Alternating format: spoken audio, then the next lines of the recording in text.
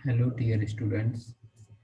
आज हम बात करेंगे कि जो हमारा यूनिवर्सिटी का एग्ज़ाम होता है उस एग्ज़ाम में आपको क्या क्या बातें ध्यान रखनी होंगी, किन बातों को ध्यान रखते हुए आपको एग्ज़ाम में एंटर होना है, उसे परफॉर्म करना है। तो सबसे पहला पॉइंट हमें ध्यान रखना है कि जब हम एग्ज़ाम के लिए जा रहे हैं तो हमारे पास कुछ इम्पोर्टेंट चीज़ हमारे साथ होनी चाहिए। जैसे हमारे पास सबसे पहले यूनिवर्सिटी का एडमिट कार्ड। एडमिट कार्ड को हमें ध्यान रखना है कि एडमिट कार्ड हमारे पास है या नहीं है। एडमिट कार्ड के साथ साथ कॉलेज का जो हमें आईडी कार्ड मिला हुआ है वो आईडी कार्ड भी हमारे साथ होना चाहिए और उसके साथ कोई भी एक और आईडी होनी चाहिए, या तो आपका वोटर कार्ड या आपका पैन कार्ड या आपका आधार कार्ड। और न्यूमेरिकल्स के लिए कैलकुलेटर यूनिवर्सिटी एग्जाम में अलाउड होता है, तो हम कैलकुलेटर लेके जा सकते हैं। तो हमारे पास कैलकुलेटर होना चाहिए और कैलकुलेटर 100 ms तक ही अलाउड होता है, उससे ऊपर का कैलकुलेटर अलाउड नहीं होता। तो 100 ms तक का ही कैलकुलेटर लेके जाएंगे और उससे नीचे जो भी कैलकुलेटर होगा 82 या 99 वो सभी चल जाएंगे। ये तो होगी हमें एग्जाम में क्या लेके जाना है। साथ में हमें जो भी ज्योमेट्री की रिक्वायरमेंट है, पेन पेंसिल इसकी अदर चीज़ें वो हमारे साथ होनी चाहिए। उसके बाद मोबाइल या बैग या बुक्स हम कोई भी लेके जाते हैं साथ में, तो वो हमारी सेल्फ रेस्पॉन्सिबिलिटी होती है कि हम उसे कहाँ रखेंगे। इससे अच्छा होगा कि आप लोग ये कुछ भी नहीं लेके जाएं। अपना मोबाइल अपने घर छोड़ के जाना होगा, ये सारी चीज़ें आपको ध्यान रखनी होंगी। जैसे ही आप क्लासरूम में एंटर करेंगे, एंटर करने के बाद आप अपने सीटिंग प्लान के अकॉर्डिंग अपनी सीट पर बैठेंगे। तो सबसे पहले आपको अपनी आंसर स्क्रिप्ट को चेक करना होगा। आंसर स्क्रिप्ट कहीं से डैमेज तो नहीं है, कोई पेज तो नहीं फटा हुआ और उस आंसर स्क्रिप्ट में टोटल 32 पेजेस अवेलेबल होनी चाहिए। तो सबसे पहले हमने आंसर स्क्रिप्ट को चेक किया, सब कुछ ठीक है। उसके बाद उसके जो इंस्ट्रक्शंस दिए होते हैं फ्रंट पेज के बैक साइड में, कैसे उस आंसर शीट को फिल करना है उसके इंस्ट्रक्शंस दिए होते हैं। जो फ्रंट पेज पर हम एंट्रीज करते हैं, सब्जेक्ट का नाम, सब्जेक्ट का कोड, पेपर आईडी, डेट, नाम, सिग्नेचर, ये सारे इंस्ट्रक्शंस हमें दिए होते हैं। तो जो भी फ्रंट पेज की एंट्रीज होंगी उन एंट्रीज को हमें बहुत ही केयरफुली फिल करना होगा। और उन एंट्रीज को फिल करने के लिए हम ब्लैक या ब्लू पेन यूज करेंगे। सर्कल को बबल करने के लिए हम ब्लैक पेन यूज करेंगे। अगर आप स्केच लेके जाते हो, ब्लैक स्केच पेन, तो वो और भी अच्छा लगेगा क्योंकि उससे आपका सर्कल सही से हो जाएगा। तो एंट्रीज हमें बहुत केयरफुली फिल करनी होगी। उसके बाद जिस टाइम हमारा एग्ज़ाम स्टार्ट होगा हमें क्वेश्चन पेपर मिल जाएगा और क्वेश्चन पेपर के ऊपर ऑप्शन दिया होता है यूनिवर्सिटी रोल नंबर। तो सबसे पहले हमें उस क्वेश्चन पेपर पर अपना यूनिवर्सिटी रोल नंबर लिखना होगा और यूनिवर्सिटी रोल नंबर लिखने के बाद फिर हम उस क्वेश्चन पेपर को थ्रू आउट रीड करेंगे कि क्वेश्चन पेपर में क्या क्या दिया हुआ है, कोई करेक्शन तो नहीं है या कोई क्वेश्चन ऐसा तो नहीं है जिसमें इनकम्प्लीट डेटा हो। अगर ऐसा कुछ भी हमें दिखता है तो हम जो रूम इन्विजिलेटर होंगे उन्हें इन्फॉर्म करेंगे, सर ये क्वेश्चन हमारा मिसप्रिंट है या इसमें ये डेटा नहीं है। जो भी करेक्शन होगा वो यूनिवर्सिटी के एंड से करेक्शन आ जाएगा। तो हम बात करते हैं क्वेश्चन पेपर की, कि जो हमारा क्वेश्चन पेपर का पैटर्न होता है उस क्वेश्चन पेपर में टोटल 3 सेक्शन होते हैं। सेक्शन 1 होता है सेक्शन ए। सेक्शन ए में 10 क्वेश्चंस होते हैं और सभी 10 हमें अटेम्प्ट करने होते हैं, और एक क्वेश्चन हमारा 2 नंबर का होता है। तो इस तरह से 20 मार्क्स का आता है और 20 का हमें अटेम्प्ट करना होता है। सेक्शन ए 20 नंबर का आएगा और 20 नंबर का ही हमें अटेम्प्ट करना होगा। इन क्वेश्चंस का हम 2, 3, 4, 5 लाइनों में आंसर शॉर्ट में दे देते हैं। तो ये क्वेश्चन 10 होते हैं, 5 यूनिट हैं, तो हर यूनिट से ऑन एन एवरेज 2-2 क्वेश्चन हमारे डिस्ट्रीब्यूट होते हैं। फर्स्ट यूनिट से, फिर उसके बाद सेकंड यूनिट से 2 क्वेश्चन, थर्ड यूनिट से 2 क्वेश्चन, फोर्थ यूनिट से और फिफ्थ यूनिट से। उसके बाद सेक्शन बी आता है। सेक्शन बी में 5 क्वेश्चंस दिए होते हैं, कोई भी 3 अटेम्प्ट करने होते हैं। 5 में से 3 अटेम्प्ट करने होंगे और एक क्वेश्चन हमारा 10 नंबर का होता है। तो इस तरह से ये 50 नंबर का क्वेश्चन होते हैं टोटल, जिनमें से हमें 30 नंबर के अटेम्प्ट करने होते हैं। तो 50 में से हमें 30 नंबर के अटेम्प्ट करने होंगे। और ये जो 5 क्वेश्चंस होते हैं, ये पांचों एक एक यूनिट से आते हैं। यूनिट 1 से पहला, दूसरा यूनिट 2 से, तीसरा यूनिट 3 से, चौथा यूनिट 4 से, पांचवा यूनिट 5 से। तो ये पांचों यूनिट से एक एक क्वेश्चन होते हैं। तो इस तरह से 50 नंबर का आता है और 30 नंबर का हमें अटेम्प्ट करना होता है। अगर हम सेक्शन सी की बात करें तो सेक्शन सी हमारा, सेक्शन सी आता है टोटल, उसमें 5 क्वेश्चंस होते हैं और पांचों ही हमें अटेम्प्ट करने होते हैं। हर एक क्वेश्चन हमारा 10 मार्क्स का होता है। अब जो ये 5 क्वेश्चंस होते हैं, इन 5 क्वेश्चंस में इंटरनल चॉइस होती है। तो इंटरनल चॉइस की वजह से 5 × 5 10 हो जाते हैं और उनमें से हमें 5 अटेम्प्ट करने होते हैं। उसके बाद ये टोटल 10 मार्क्स के होते हैं। तो इस तरह से देखें 100 मार्क्स का पेपर आता है, जिसमें से हमें 50 का अटेम्प्ट करना होता है। तो अगर section A, section B, section C तीनों को हम देखें यहाँ पर, सेक्शन ए हमारा कितने मार्क्स का आता है? 20 मार्क्स का। सेक्शन बी कितने का आता है? 50 मार्क्स का। सेक्शन सी कितने का आता है हमारा? 100 मार्क्स का। तो इस तरह से टोटल जो क्वेश्चन पेपर आता है वो आता है 170 मार्क्स का। अब इस 170 में से हमें अटेम्प्ट कितना करना होगा? सेक्शन ए 20 मार्क्स का, सेक्शन बी 30 मार्क्स का एंड सेक्शन सी 50 मार्क्स का। इस तरह से देखिए हमें 100 मार्क्स का अटेम्प्ट करना होता है। टोटल पेपर जो आता है यूनिवर्सिटी में 170 का आता है, उसमें से 100 मार्क्स का हमें अटेम्प्ट करना होता है। और पास होने के लिए हमें 30 मार्क्स की रिक्वायरमेंट होती है। यूनिवर्सिटी में 30 नंबर पर हम पास हो जाते हैं। ये तो क्वेश्चन पेपर की बात हो गई कि 170 का पेपर आएगा, 100 का अटेम्प्ट करना होगा और जिसमें से हम 30 पर पास हो जाते हैं। जो यूनिवर्सिटी की आंसर स्क्रिप्ट आती है, जो हमारी आंसर शीट होती है, उस आंसर शीट में 32 पेजेज होते हैं। और अगर हम क्वेश्चन पेपर के पैटर्न को देखें तो हमारे पास 10 शॉर्ट क्वेश्चन यहाँ से हो गए सेक्शन ए से। उसके बाद सेक्शन बी से कितने अटेम्प्ट करने हैं हमें? 3 लॉन्ग क्वेश्चन,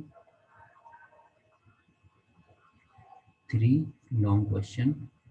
और अगर सेक्शन सी से हम देखें सेक्शन सी से कितने हैं? 5 लॉन्ग क्वेश्चन। तो ये हमें अटेम्प्ट करने होते हैं। तो इस तरह से अगर मैं टोटल देखूं तो टोटल मेरे पास 5 + 3 8 लॉन्ग क्वेश्चन हो गए। टोटल लॉन्ग क्वेश्चन कितने हो गए? 8 लॉन्ग क्वेश्चन। और सेक्शन 1 से 10 शॉर्ट क्वेश्चन।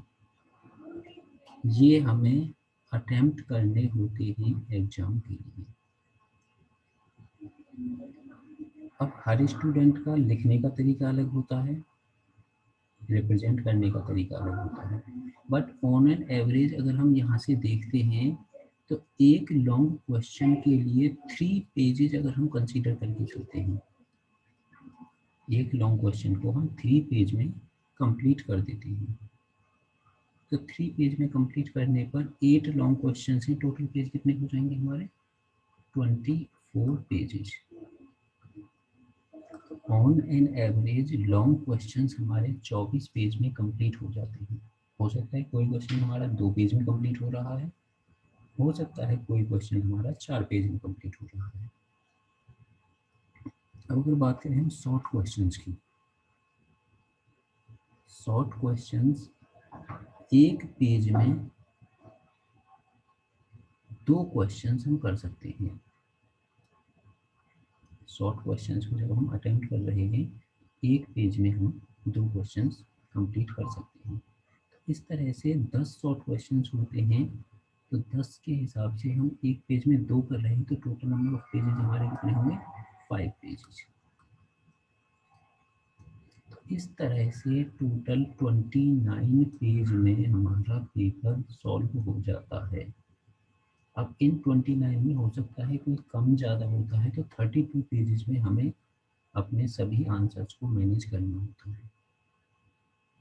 यूनिवर्सिटी एग्जाम में कोई भी बी सीट हमें नहीं मिलती, हमें उसी 32 पेज में पूरा क्वेश्चन पेपर अटेम्प्ट करना होगा। और जो आंसर शीट हमें मिलती है, वो आंसर शीट जो A4 साइज का पेपर होता है उस साइज की होती है, और लाइनिंग की पेपर होते हैं। जैसे यहाँ पे पेपर दिख रही है, लाइनिंग पेपर है, लाइन खींची हुई है, इस तरह से लाइनिंग का पेपर होता है। और A4 साइज का पेपर होता है, उस पर हमें क्वेश्चन पेपर को सॉल्व करना होता है। जहाँ आंसर शीट में ये वर्टिकल लाइन होगी, उस वर्टिकल लाइन के लेफ्ट में एक बारकोड होगा। इस लाइन के लेफ्ट में हमें कुछ नहीं लिखना होगा, लाइन के राइट में ही हमें लिखना होगा। इस तरह से हम पेजेज को मैनेज कर सकते हैं कि कितने पेज में कितना क्वेश्चन सॉल्व हो जाना चाहिए। अब अटेम्प्ट करने के लिए अगर मैं बात करूँ, हर स्टूडेंट का अपना अलग तरीका होता है क्वेश्चन पेपर को सॉल्व करने का। कोई हो सकता है पहले सेक्शन ए को करता है, कोई स्टूडेंट सेक्शन बी को करता है, कोई स्टूडेंट सेक्शन सी को करता है। पर अगर आप जो भी सेक्शन सॉल्व कर रहे हो उसके सभी क्वेश्चंस को अगर एक साथ रखते हो तो रिप्रेजेंट करने का तरीका वो अच्छा होता है। सभी क्वेश्चंस आपने एक साथ, सेक्शन बी कर रहे हैं तो सेक्शन बी में 3 क्वेश्चंस अटेम्प्ट करने थे, तो तीनों क्वेश्चंस हमने एक साथ अटेम्प्ट किए। सेक्शन सी कर रहे हैं, सेक्शन सी में 5 क्वेश्चंस अटेम्प्ट करने थे, तो पांचों क्वेश्चंस हमने एक साथ अटेम्प्ट किए। सेक्शन ए कर रहे हैं, सेक्शन ए में 10 क्वेश्चंस अटेम्प्ट करने थे, तो सभी 10 क्वेश्चंस हमने एक साथ अटेम्प्ट किए। तो सेक्शन वाइज जब हम अटेम्प्ट करते हैं तो पूरे सेक्शन को कंप्लीट एक साथ अटेम्प्ट करना होगा, वो प्रेजेंट करने का अच्छा तरीका होता है। मेरे अकॉर्डिंग अगर स्टूडेंट सबसे पहले सेक्शन बी को करता है, सेक्शन बी में से 3 क्वेश्चन, उसके बाद सेक्शन सी, सेक्शन सी में से 5 क्वेश्चन, और ये दोनों ही कैसे हैं? Long question. और उसके बाद लास्ट में सेक्शन ए, सेक्शन ए में 10 क्वेश्चन। तो ये प्रेजेंट अगर आप ऐसे कर रहे हो, क्योंकि सेक्शन ए अगर टाइम कम बचता है तो आप सेक्शन ए के क्वेश्चंस को जल्दी जल्दी भी लिख सकते हैं। इससे आपका टाइम मैनेज हो जाएगा। अगर हम टाइम मैनेजमेंट की बात करें, एक लॉन्ग क्वेश्चन के लिए अगर हम 15 मिनट का टाइम देते हैं, एक लॉन्ग क्वेश्चन के लिए अगर हम 15 मिनट का टाइम देते हैं, तो 15 मिनट हमारा सफिशिएंट टाइम होता है एक क्वेश्चन को कंप्लीट करने के लिए। तो अगर इस तरह से हम देखेंगे तो सेक्शन बी में कितने क्वेश्चन करने हैं हमें? 3 क्वेश्चन। सेक्शन सी में कितने करने हैं हमें? 5 क्वेश्चन। टोटल कितने हुए? 8। तो 8 इंटू 15 मिनट्स, तो ये 2 आवर में कंप्लीट हो जाएगा। सेक्शन बी और सी 2 आवर्स में कंप्लीट हो जाएगा। और जो शॉर्ट क्वेश्चंस होंगे, उन शॉर्ट क्वेश्चंस को हम 3 से 4 मिनट में कंप्लीट कर सकते हैं। इस तरह से 30 मिनट्स में सेक्शन ए कंप्लीट हो जाएगा। तो 2 आवर्स प्लस 30 मिनट्स, तो 2.5 घंटे में इस तरह से पेपर सॉल्व हो जाएगा। उसके बाद बीच में टाइम, क्वेश्चंस कौन सा करना है ये सोचने के लिए, अटेंडेंस शीट साइन करने के लिए, तो हम उस टाइम को भी मैनेज कर सकते हैं। तो ये हमारा टारगेट होना चाहिए कि हम लॉन्ग क्वेश्चन को जब सॉल्व कर रहे हैं या लिख रहे हैं, तो विद इन 15 मिनट्स वो क्वेश्चन कंप्लीट हो जाना चाहिए। यहाँ हम सेक्शन वाइज अगर डिस्ट्रीब्यूट करते हैं, तो ये सोच के चलिए कि जब आप सेक्शन बी को सॉल्व कर रहे हैं इनिशियल में, तो सेक्शन बी को आप फर्स्ट आवर में कंप्लीट कर लीजिए। मीन्स 3 क्वेश्चन करने हैं, 15 मिनट्स में होते हैं। 15 इंटू 15 इंटू 15 45 मिनट्स, और 15 मिनट एक्स्ट्रा देके 1 घंटे में सेक्शन बी को पूरी तरह से कंप्लीट कर लीजिए। क्योंकि स्टार्टिंग में आपको 5 मिनट पेपर को पढ़ने में भी लगेंगे, उसके बाद आपका वेरिफिकेशन कार्ड एंटर होता है, अटेंडेंस शीट साइन होती है, तो इनिशियल में 5-10 मिनट आपकी उसमें वेस्ट हो जाती है। तो सेक्शन बी को पहले 1 घंटे में आप कंप्लीट कर लीजिएगा। उसके बाद जब सेक्शन सी पर आएंगे, सेक्शन सी में 5 क्वेश्चन हैं। 15 मिनट के हिसाब से आपको 1 घंटा 15 मिनट लगेंगी, तो इसे हम 1.5 आवर्स यानी कि 1 घंटा 30 मिनट में हम सेक्शन सी को कंप्लीट कर लें।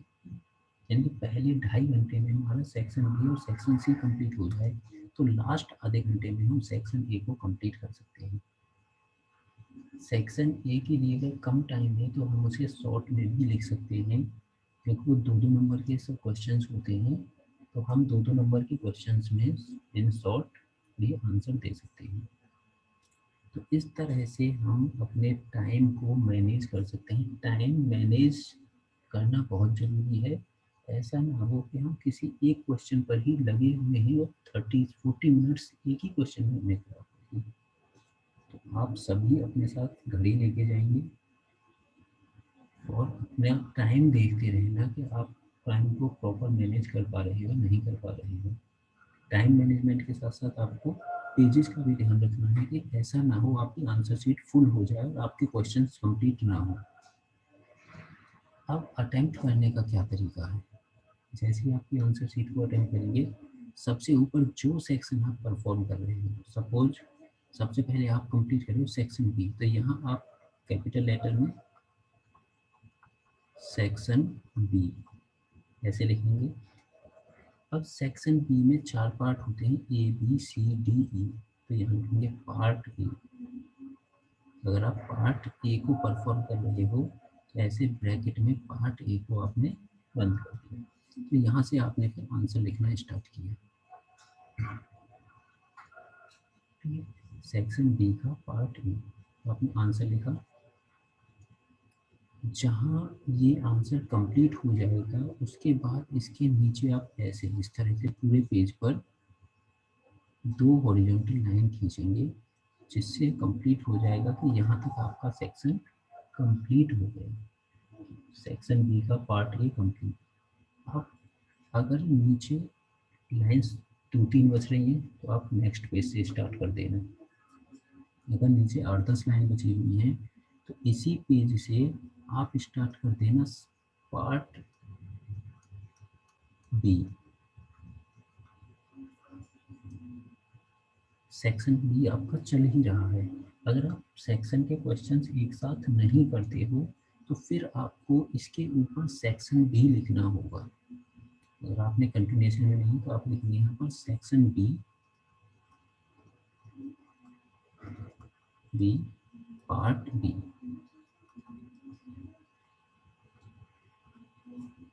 तो इस तरह से आपको दो क्वेश्चंस के बीच में डिफरेंस दिखाना होगा कि ये क्वेश्चन यहाँ कंप्लीट हो गया, यहाँ से मेरा दूसरा क्वेश्चन स्टार्ट हुआ है।